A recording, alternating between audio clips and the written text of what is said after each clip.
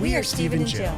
Together, we've been buying and reselling land since the 90s. Our data-centric approach leaves our buyers asking, how can you sell it so cheap? Here on the Land Academy Show, We answer that and more. I'm Stephen Jack Butala. This is the Land Academy Show. With us today, we have Sean Mostrom. Sean, welcome. How are you today? I'm doing great. Thanks for having me. So right in during the pre-show, you're talking about how you've done this or have been doing this for a couple of years now around the world, I guess you said. Where are you right now? Currently, I'm in Costa Rica. I've been land investing for about 5 years. Been doing it from, out of a car traveling around the U.S. I've been doing it in Mexico. I've traveled a lot of different states and done a lot of deals in a lot of different states and countries as well. So How'd you get into this? How'd you get into buying and selling land, and when did you do it? Give us some background, please. sure. So I graduated college. I studied real estate in college, actually, and I had an adjunct professor that he was doing subdivides and he was, selling off lots to home builders. And I was like, wow, how do I get involved with this sort of thing without going full scale? That's like level 10 land investing, right? How do I get involved with that just out of college? I got pretty much no money. I've been an athlete. I've been, not working a job really at all throughout my college. And I just, I picked up the book, Dirt Rich. I found you guys. I just learned as much as I possibly could about flipping land. And I heard that you could do this from wherever and you could do it at whatever scale you're comfortable with. And I was pretty much in from there. Everybody remembers their first deal. Can you describe it? Yeah. So I got my first deal. I got it actually got it for free. I sent out a mailer. I was super nervous. I pretty much, had $5,000 to my name, just coming out of college, working a job on the side. And I was like, you know what? I'm just going to send the mail, see what happens. And I got a small, less than a quarter-acre lot in the mountains in Colorado. The lady was like, I sent just to Tax-Delinquent. So the lady was like, I'm behind on my taxes. I haven't been out there in a decade. Just take it. If you know how to transfer the deed, just, you can take it. I just want it off my plate. And I was like, well, this sounds like a great first one. I was still kind of nervous. What's going to happen if I just transfer this into my name and then, the taxes go delinquent and I lose it. Anyways, I did it. I bought the property. It was like probably $400 or $500 in delinquent taxes. So I paid them off. Ended up selling that deal on terms for, $6,500. So it was like, wow, a light bulb moment. And I think I think I should look at this a little more seriously. So, it's not so much that actual first deal that I remember. And when I ask most people, it's, they remember the details, like you have the first transaction, but it's what happens to you, the effect that it has on you professionally after you get, you sell it. And I had the same experience, it was a way different transaction, different dollar amounts and stuff, but that was it. I was done. So I knew exactly what I was from that moment forward, I started shifting everything around in my life to make sure that this was my main focus. And here we are. Geez, that was in the 90s. So Right. where are you now? Like, how many deals are you doing? What are you focused on? I'm trying to ask you questions that I know our listeners would love to know the answers to, because you live in the dream, man. I'm trying. Right now, I do. So I've been working jobs throughout the last 3 or 4 years, kind of going from one job to the next. I did some sales. I did some single family home acquisitions. I just did a few different things to, first of all, get a paycheck because I'm just out of college trying to, make it happen so I can send more mail. And then, on the side, I've been doing a deal, 2 deals, 3 deals a month for about the last 4 or 5 years. If you average it all out, probably a deal or two a month. But I've, from that first deal, which was, $6,500, I just tried to, as quickly as possible, go for bigger deals. So, being a little more picky with, the deal size and making sure that if I'm going to spend time on the side here doing this, that it's, worth the time. So I've been now doing it full time for about a year and a half. I haven't had a job for a year and a half. So I have been traveling throughout this whole time, but I've always kind of had the job in the background.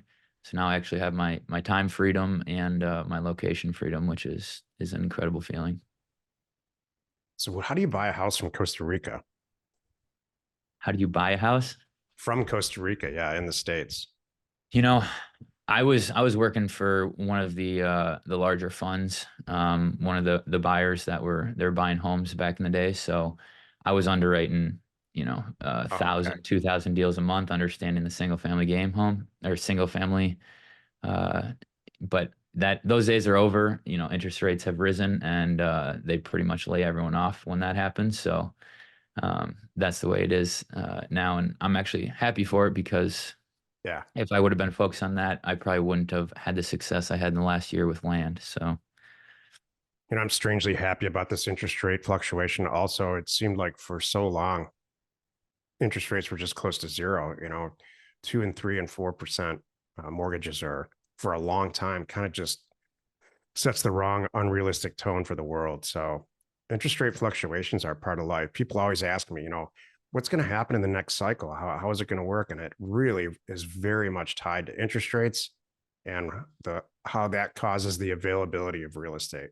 And so we have, I think, and it's not even what I think, it's statistically, I looked at what happened in 2023, and there's a lot more product, 20 or 30% more property for sale online.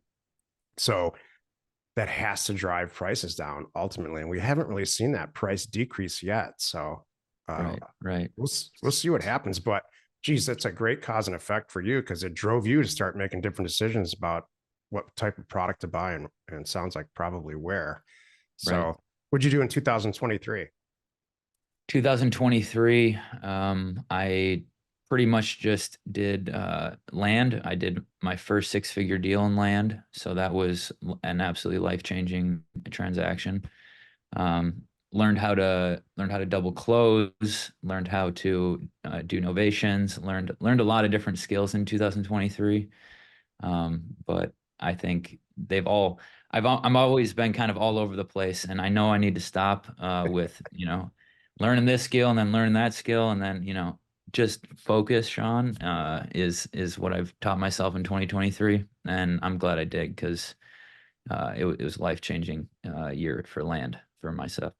I'll So tell you what helped me ridiculously focus is getting the right business partner. yeah, Jill and I now, and it's been, geez, probably more than 15 years that we've been working together.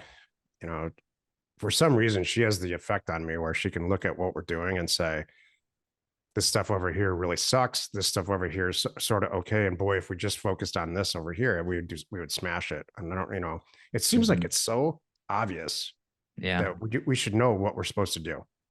And it just, for yeah. some reason, it takes somebody that you trust to tell you what's going on. Like, what's your budget and what's your like 2024 look like? 2024, uh, I'm doing a lot of texting. I'm doing a lot of uh, dropping voicemails. I've done a lot of that with the single family, and I think that it works for land as well. Having a lot more conversations, but direct mail. There's nothing that beats direct mail, and just having the deals come to you rather than having conversations that waste a lot of time. So it's the balance. But I'm trying to scale and like you guys say, add a zero to my Mhm. transactions. Yeah, we almost my goal is to do probably 20 to 30 transactions with a 6-digit net profit margin after Yeah. everything. That's always been kind of our goal, but that's just not what happens. You send out the mail, you don't know what's going to come back. So I kind of we let the deals come back and then within reason try to decide what we're going to do with them instead of jamming the pipeline full of properties that we think are going to be 6-digit deals. So Right. Right. It's not always the one you're going after that end up rising to the top. I mean, yesterday I had someone that I sent an offer on, and I was talking to her about selling her property in Tennessee, And then she goes and says, hey, I have 3 lots and a home over here in Florida. And, I haven't had a tenant. I haven't been living there for 4 years. There's just been vacant. And I'm just like, well, it sounds like that's a deal I wasn't initially looking for, but it looks like a deal. And I happen to have a single family background as well. So, it's funny how things arise like that. I mean, it seems like you've grasped that concept really well because it's very difficult for super new people, especially people that are a little bit older and more informed about real estate. I include myself in that group. We have some seasonality or have been seasoned in real estate, especially for a couple decades. You just want to know, you want to predict outcomes the older you get. And that's just not what happens when you send out 10,000 offers. You never know what you're getting back. Yeah, exactly. Never. And there's huge opportunity in all of these mailers. You just got to work it. You got to create the real estate deals. Those are basic concepts. Like when we started Land Academy, I really, I didn't think what we have to go over from a topical standpoint over and over and over again. I didn't think that it would be the things that they are, but predicting outcomes in this is tough. But and because of that, you can't jam that. You can't jam it into the round peg square hole here. You have to take the deals how they are, look at it creatively, and decide whether or not you want to do it or how you're going to do it or if there's anything there. Sounds like you're pretty good at that. I'm trying. And you and I both are we're analytical guys. We want to put this input in and have this output come out. And we want to look at the data and say, this is the perfect data. This is going to yield this for me. This business is not that. It's a little bit more of an art. And it's about getting, pushing the mail out or pushing that marketing out, calling the people back, just seeing what arises more than absolutely controlling every variable. Because this business can get you so deep in analysis paralysis that you get lost. I've personally been lost for months at a time, just trying to send the perfect mailer. It's like, what are you doing? Just send it. Yeah. So, yeah. Yeah, I've never been let's just see what happens kind of person. But now back to this partnership thing, Jill's got a staff. So they almost encourage me to say, just get 25,000 units out and we can convert it. We can hit the numbers that you're looking for. And that's kind of the dream situation where, I don't know if you're a Jack or a Jill, or it sounds like you definitely have talent in both areas, but when you have somebody on the other side, just processing all that and turning it into transactions, it's like an analytical person's dream. Yeah. Yeah. It's something I need. I have been looking for, and I have worked with a few people on, trying to get them on the sales side. And something I will definitely be doing here in the future. I love sales and I love talking to people, but I think you and I are both in the same boat, as we like putting the data together and, trying to find an analytical way to solve the problem. This business, just by default, by the data nature of it, or at least the way that we, when we entered the market, we really entered it data strong from a teaching standpoint, not from a buyer acquisition standpoint. And it immediately and still does attract analytical people, but it's analytical people of all kinds. And so outcomes are variables, and analytical people don't like variables. Right. I'm one of them.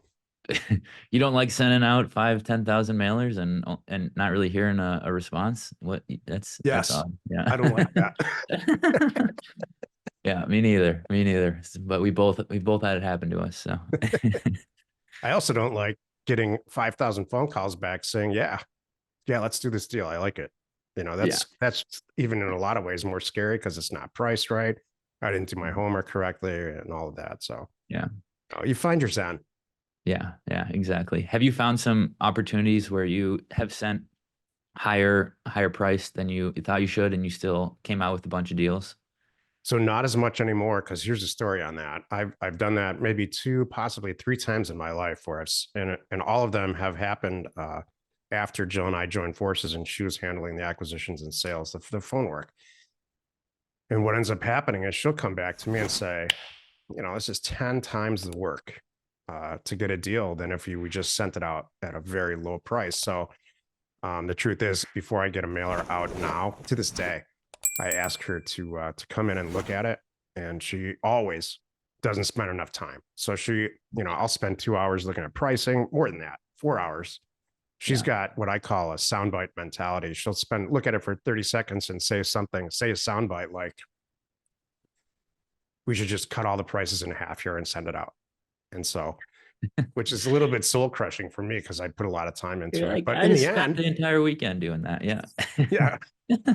But in the end, she's right, because there will, what ends up, when you run the numbers, and this in spades, when you run the numbers on a mailer, it costs, I don't know, $5,000 or $6,000 more to send out 10,000 offers more.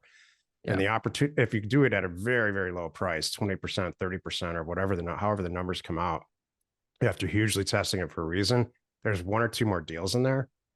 There's no other decision. Just if you're purely trying to make money, not generate calls or not find great deals, just purely trying to make money, there's no better decision than sending out 20,000 versus 10,000 at 20%. Yeah. Just volume, just getting a hold of that many more people. Yeah. There's going to be more hate, but that's part of this. Right. That never bothered me. I think it's a crack up. Has that even rattled your feathers ever? I like my girlfriend and I talk a lot about the 4 Agreements book, and I was like, man, if all these people I would reach out to just read the 4 Agreements, don't take anything personally, just instill like everyone wants to get so emotional. It's kind of sad to see, honestly, because in the end of the day, you're just doing business. You're not going to the store and getting emotional about how eggs just went up 60 cents, like it's just the name of the game. So it's kind of funny when it comes back. And I mean, not funny, but people's reaction, if they would just, well, let's find a middle ground. That almost never happens. It's like, there's never like a middle ground conversation. It's just like either I hate you or let's sell. And again, that's one of those things you can't describe to somebody who's brand new. They want to know what's going to happen. They want to know how many people are going to call back that are angry, how many people are going to talk about the middle ground, and how many people are going to just sign it and send it back. Yeah. It's funny. Work that way. I mean, there's so many more people that could probably get a higher offer from me on the spot that day if they would just call back collectively, like, is that the best you can do? And just not say anything else. I'd be like, well, maybe. But it hardly ever happens. It's funny. Yeah. Jill's just handles that perfectly, because our answer is usually no. What do you want? Maybe there's some room left in this. Let me look. What do you want? How much more do you want? And it's usually an insignificant amount, $500 or $1,000 or something. Yeah. Right. Exactly. So interesting. So what do you expect to make, just like net, like a range in 2024? If you're not comfortable answering this stuff, it's totally okay. No, that's okay. I think it's good to be transparent about your goals and where you're trying to go, especially in a community like this. I'm trying to make multiple 6-figure in the high 6-figure range. I was in the lower 6-figure range last year. I think I'm always trying to double what I did the year before, and I've pretty much done that for the last 3 or 4 years. So, one day it'd be great to do a 7-figure year. I know I need a team or to do a little more value add deals to probably make that happen. But I think it's definitely possible in this business. I mean, you're right on that track, and you're pretty young for the amount of success that you're experiencing. I'm glad you're traveling around the world. You get older, an old guy, this is an old guy talking to a young guy. You get older, and there's more stuff in your life. And I'm sure you've heard that from many people. So have a blast while you can. I'm trying. Before I get a dog, before I get a mortgage, get married, all those sort of things. So while I can. Mortgage is a killer. It'll stop you in your tracks. Right. And this isn't about getting married, but don't just put it off as long as you can. That's my advice. Appreciate it. Appreciate it. I'll keep that in mind. We always shoot for, speaking back to money now, we always shoot for, or I do, I guess. Jill's pretty good about it. She just asked me to set the goals. We shoot for between $2 and $5 million net every year. And it always comes back. Like last year, it came back for real estate only, in around 3 million. And so I'm totally happy with that. Yeah. Are you open to letting everyone know how much mail that sort of volume would take? Yeah, so I didn't track it probably the way I used to, but Sure. we've sent. I calculated how much mail we sent, just like kind of calculated on the calculator on my phone recently, and it's just millions and millions of letters. So we get a real substantial.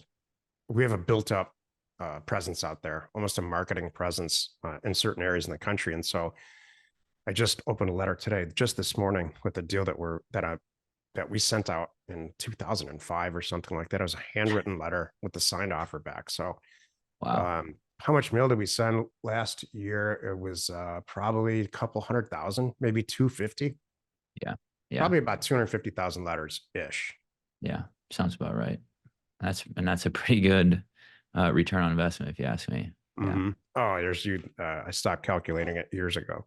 Right. Right. At a certain point, just how much cash flow, how much just watching your cash, available for the next batch of mailers. What can I do next? And that's why we get so many analytical people in this, however you want to call it, a side hustle, a side business. I don't think you should ever quit your job before you are real confident in how much money you're making. But we get a disproportionate amount of technical people because of those sentences. Like I just said, I sent out 250 letters. Well, it doesn't take a long time to figure out how much that costs. Right. I'm okay on the phone because I have some type of sales background. This is me kind of thinking out loud with who this business attracts. And so when you line that business up with, there's no startup costs of any significance at all, maybe just mail. There's I don't know, maybe a 12-month learning curve. You would know better than me what the learning curve is like. And then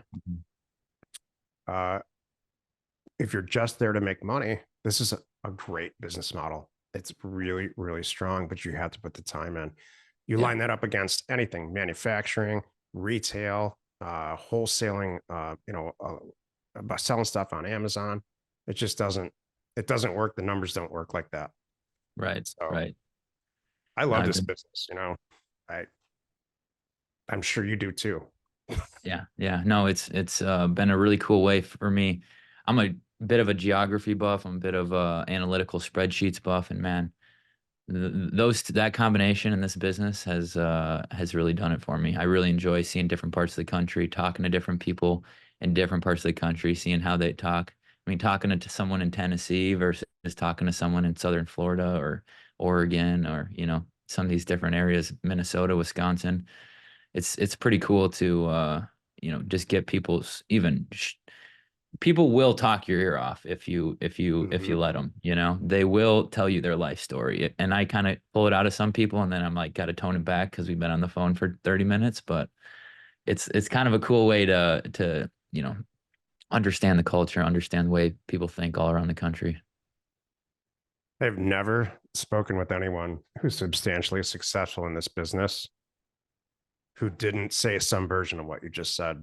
And so there's an irony to this because you have to have a native core interest in speaking with people on the phone to be successful at this. And it's weird because, again, this attracts so many technical people that I wasn't born a phone person, and I'm pretty loud about it, but I did it for a long time and made it work, but that was never my first choice. So you're making it work is my point. Congratulations. Yeah. I need to find myself a Jill, I need to find someone I can let my analytical side shine as well, Yeah. I think Well, that's you the will. next big thing. If you're trying, then you will. Yeah. Yeah. It's Could you really tell me, interesting. Yeah, go ahead. could you tell me a little bit more like on early parts of your career? Because I've read some things and I've heard I've listened to quite a few of your guys' podcasts, and I've been a member Land Academy for quite a few years. you tell me about the early years of, you starting the mail house slash finding the data?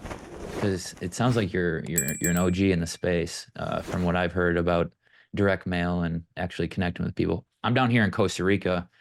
There's no, like, I was like concerned, oh, I could like trade land down here. There's no addresses. Like it's across Tsunami Surf Shop off of this road. That's like an address. You can't get a hold of people. There's no mapping, so it's almost impossible. Can you tell me like the early days of what it was really like in the early days before a lot of this technology came out? Yeah, before I do, I'll have to tell you, I drove around Costa Rica for 6 months. This is a lot of years ago, long Oh before I yeah, met Jill, and with the idea of buying big, large pieces of property, getting some access, and then subdividing them and selling them. And yeah. it was a dead end. I know exactly what you're going through right now. Dead end after dead end after dead end. And here, the real dead end. And please tell me if it's different now, because geez, this story is at least 15, 20 years old.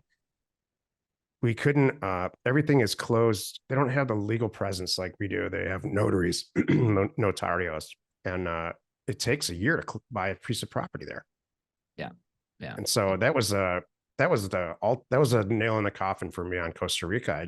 The market's there, the resale market. I can sell this stuff all day long up here. Everybody wants a piece of property in Costa Rica, including me. right, right. And what a Yeah, lifestyle you're living it now.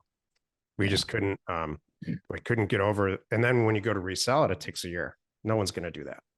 I think it's gone a bit quicker now, and I could see back, 10, 15, 20 years ago that was the case. But it's all through attorney, and there's no maps and addresses, not really a thing. You're not going to send a piece of mail to anyone or get a hold of who the actual owner is. It's pretty tough. So it's all word of mouth if you want to do any business down here, or relationships, right? So And then it's like one transaction to close it can cost 5,000, and another yeah, one can cost 82,000. And if you ask why, you're right. It's not math driven. There's no standards for anything. And that's just because they felt like charging you that. And yeah, so I respect the other cultures, completely respect them, but it was absolutely. hard for me to digest it coming from here. Yeah, it's a whole different world in real estate down here. I'll tell you that. But This but whole land what academy. Yeah. But what can you tell me a little bit about what like the first time you found the data in the US, or found that green light that allowed you to get in this business? Yeah. So when I graduated from college, I, I joined almost immediately. I had a couple odd jobs in accounting, but after that, I joined a full commission commercial real estate group, a kind of a higher end one in Detroit. And they immediately, it's like, you've heard it a million times, that cliche. The supervisor slapped a phone book on my desk and said, start cold calling people to lease office space, which was just like banging your head against the wall. So Yeah, after, I don't know, months of that, I don't remember, I voluntarily chose a specialization to get involved in healthcare. Why? And I didn't know back then why. But what ended up happening when I look back on it is there was a lot more data connected to healthcare tenants, how they get paid with Medicare and Medicaid, and it was all published because it's government stuff. sure. And so I started then to tie data to real estate, not even knowing it at the time. I was frustrated with the other way they were doing it. And so, long story short, started buying and selling nursing homes and assisted living facilities that are licensed federally and licensed from a state standpoint. They disclosed everything. They disclosed the department heads of who works in the facilities, who owns the building, who is the actual administrator who is operating it, all their phone number and information, and specifically their fax numbers. This is before email. Hmm. So what did I do? I put all the data into a database. I actually typed it in into a database, and then manipulated some software to make sure I can stay in contact with the people who own these buildings, because that industry at the time wasn't rolled up. There were 15,000 properties. That was the entire target. And there were 2 or 3 companies that were publicly traded. You probably had this experience with whatever private equity groups you were working with, that were just Yeah, dying for acquisitions. So it's kind of a perfect storm. You got these mom and pop sellers, these Wall Street groups that are willing to pay more. And so that's what happened. And I did it pretty successfully for a lot of years, specifically by sending faxes out, which we send in direct mail now. So all that did was further while I was actually getting a paycheck now, all it did was further my frustration with how long it would take a year to sell a nursing home back then. There was debt piece and an equity piece, and it was the hardest transaction in real estate there ever was. So in the background, I'm like, I got to find a better way. Right. But I knew that the data piece worked. So this is now, and I did that first deal by then.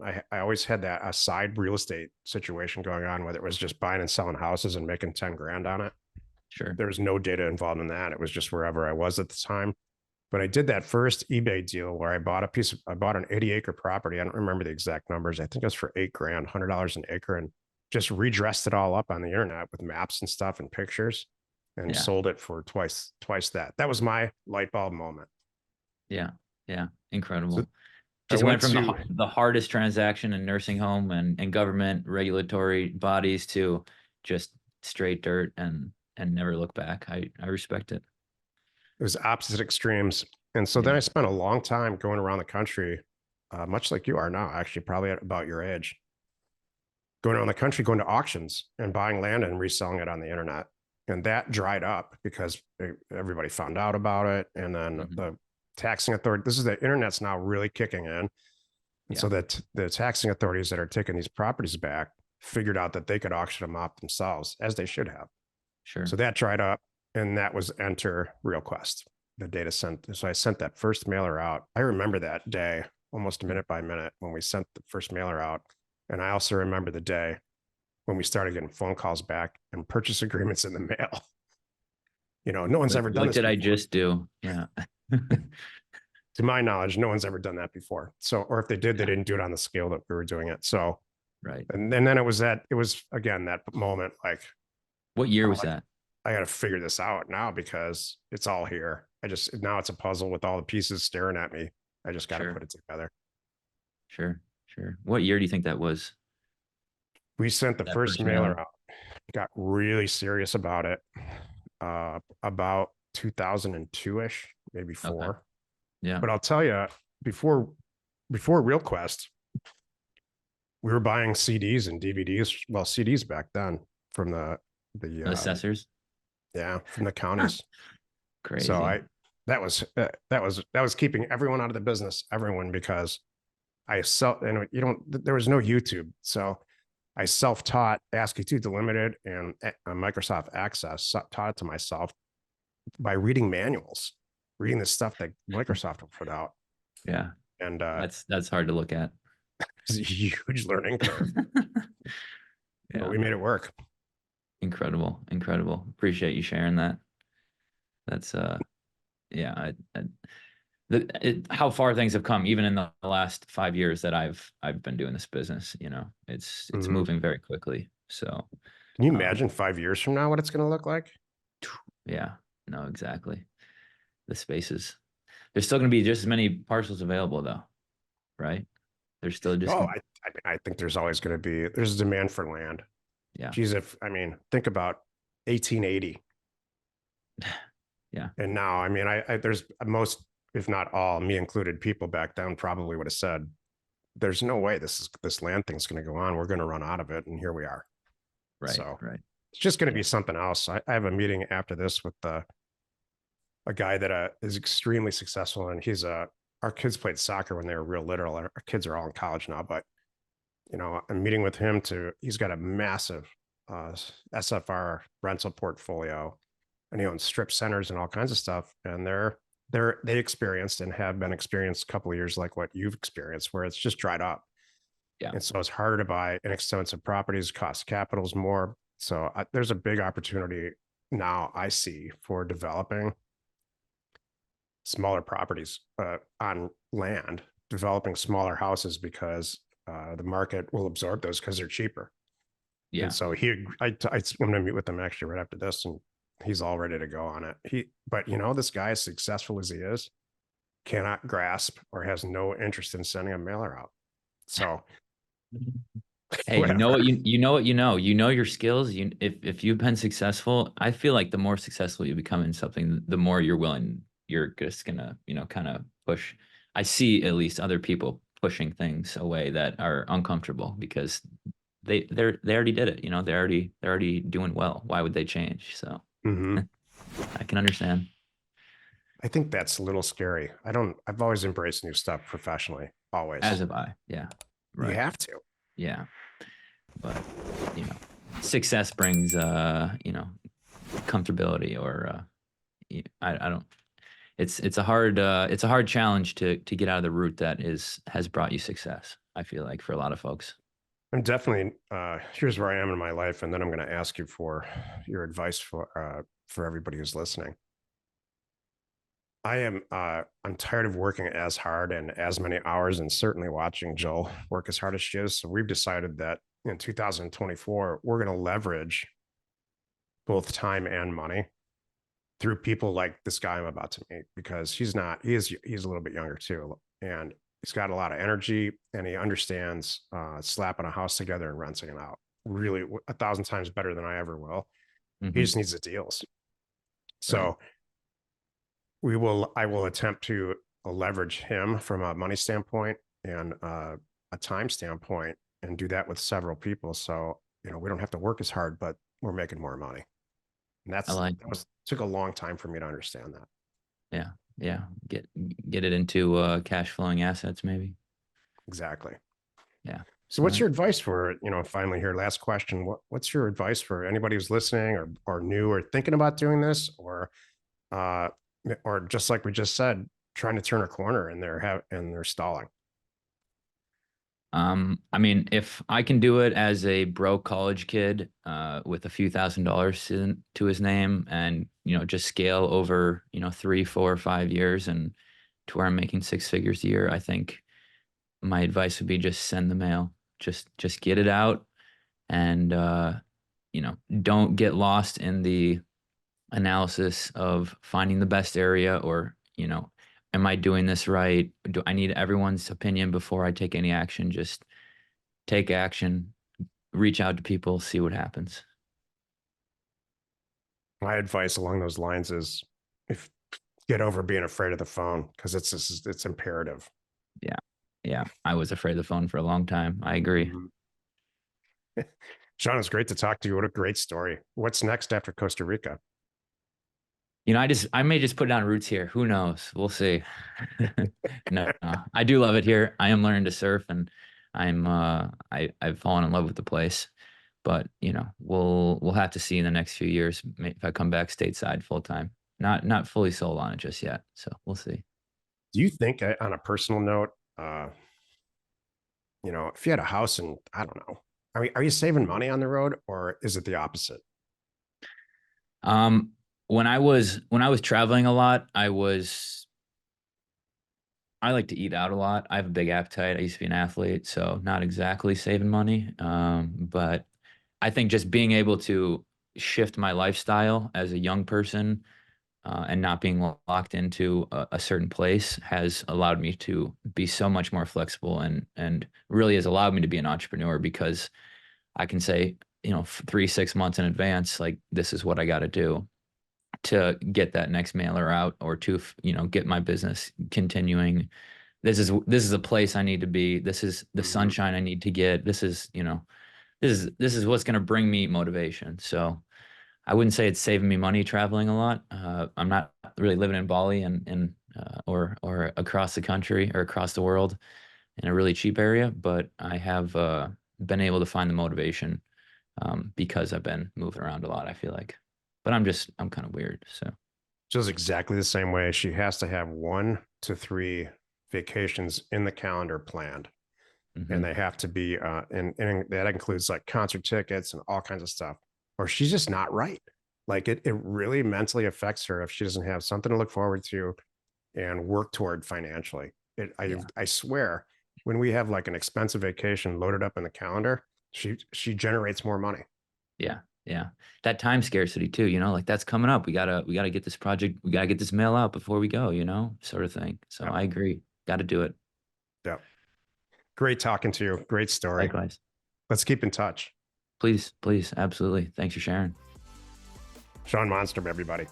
We hope you found our content valuable and we appreciate your support. If you have not already, please check out our channel and hit the subscribe button. And your comments and suggestions help us to create the content you're here for. Hitting the like button helps to support our channel's algorithm and gauge your interest for future shows.